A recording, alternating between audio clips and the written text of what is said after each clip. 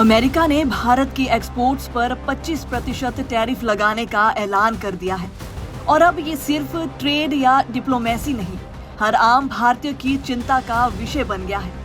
सूरत की हीरा इंडस्ट्री से लेकर नोएडा की आईफोन फैक्ट्रियों, लुधियाना के टेक्सटाइल मिल्स और बेंगलुरु के आईटी सेक्टर तक हर जगह हलचल है।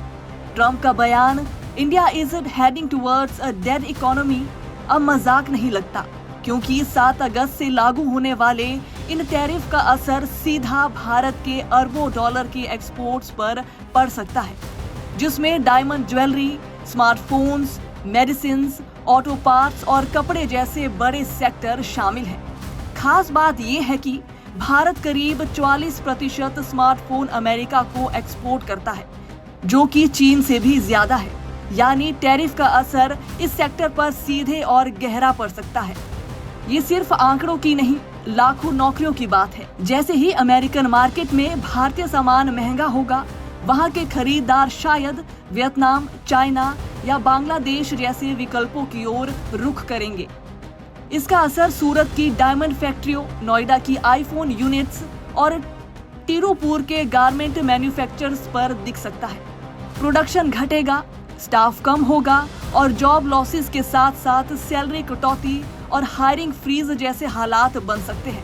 ये एक डोमिनो इफेक्ट बन सकता है जो पूरे देश की इकोनॉमी को झकझोर देगा। सरकार के पास अब सिर्फ कुछ दिन हैं इस झटके को रोकने या उसका असर कम करने के लिए।